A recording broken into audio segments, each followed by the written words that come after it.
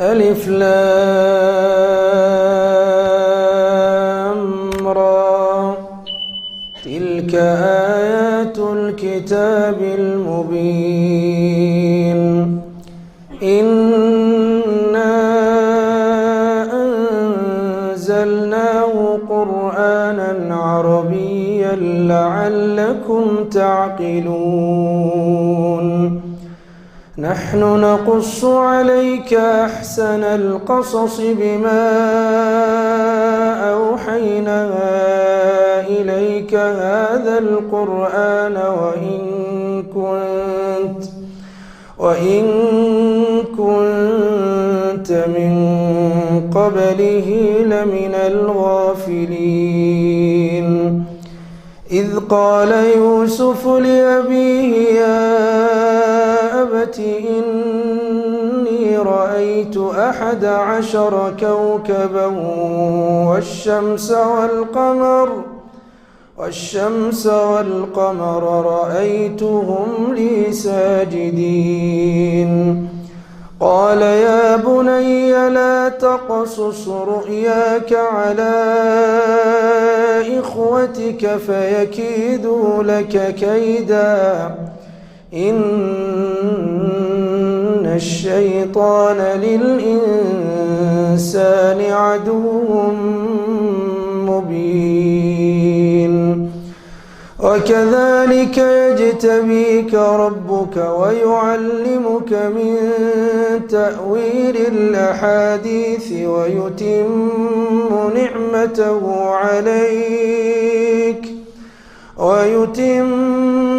نعمته عليك وعلى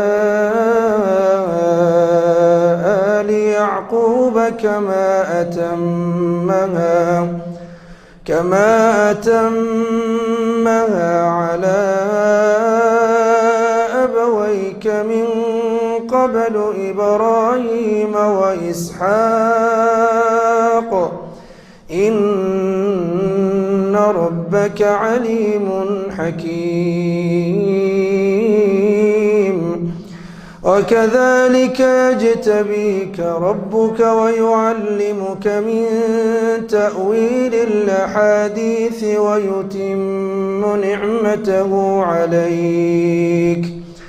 ويتم نعمته عليك وعلى آل يعقوب كما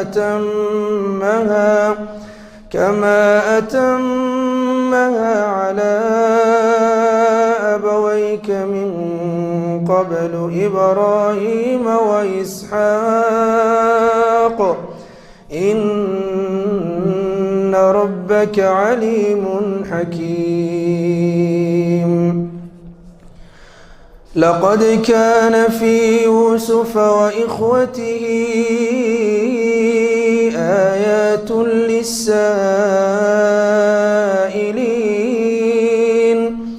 إذ قالوا ليوسف وأخوه أحب إلى أبينا منا ونحن عصبة إن أبانا لفي ضلال مبين اقتلوا يوسف أو اطرحوه أرضا يخل لكم وجه أبيكم وتكونوا من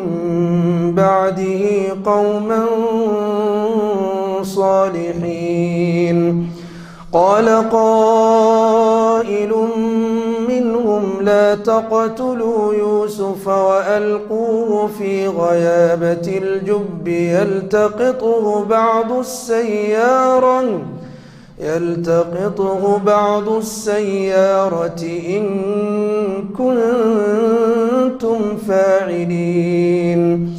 قالوا يا أبانا ما لك لا تأمنا على يوسف وإنا له لناصحون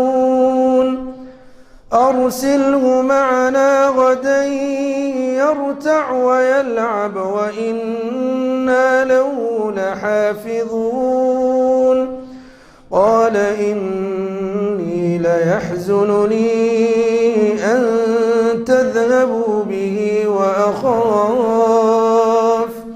وأخاف أن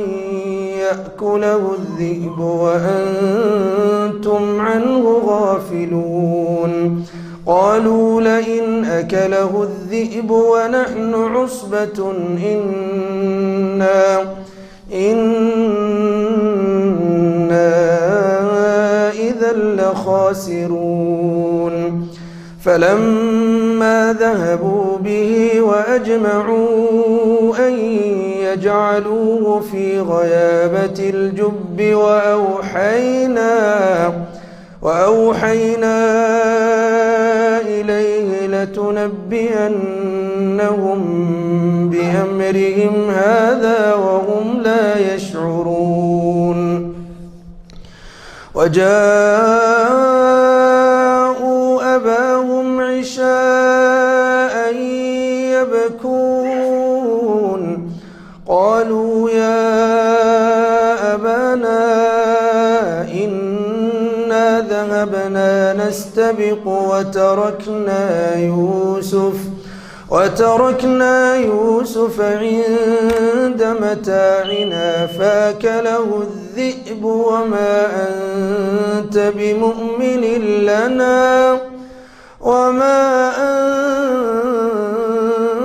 بمؤمن لنا ولو كنا صادقين. وجاءوا على قميصه بدم كذب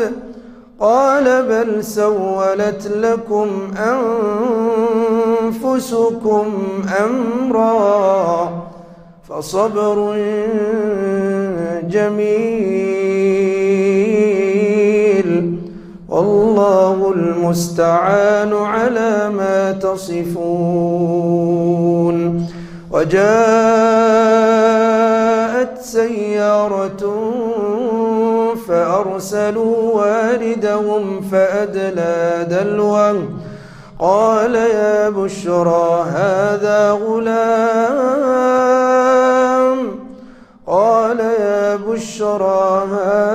غلام وأسروه بضاعة والله عليم بما يعملون.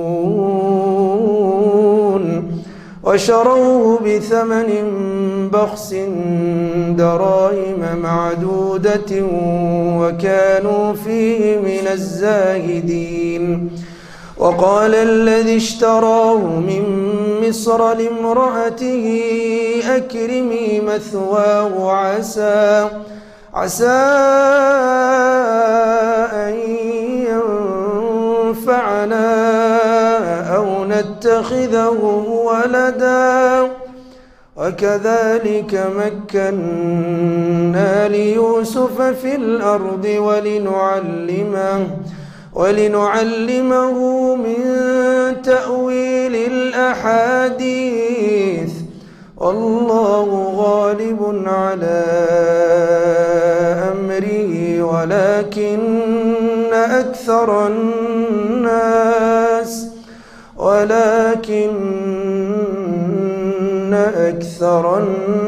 الناس لا يعلمون. ولما بلغ أشده آتيناه حكما وعلما وكذلك نجزي المحسنين.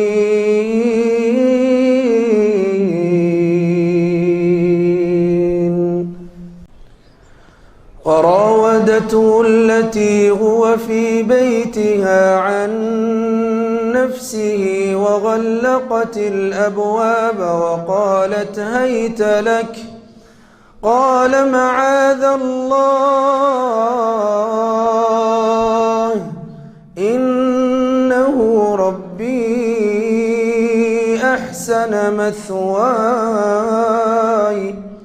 إنه لا يفلح الظالمون. ولقد همت به وهم بها لولا أن رأى برهان ربه كذلك لنصرف عنه السوء والفحشاء إنه من عبادنا المخلصين واستبق الباب وقدت قميصه من دبر وألف يا سيدها لدى الباب قالت ما جزاء من أراد بأهلك سوءا إلا أن يسجن أو عذاب أليم قال هي راودتني عن نفسي وشهد شاهد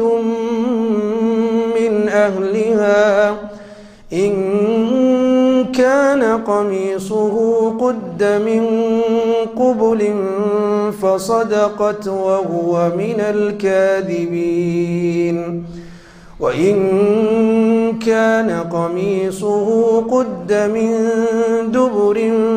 فكذبت وهو من الصادقين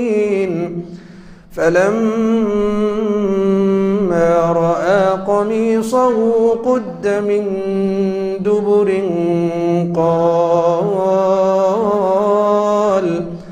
قال إنه من كيدكن إن كيدكن عظيم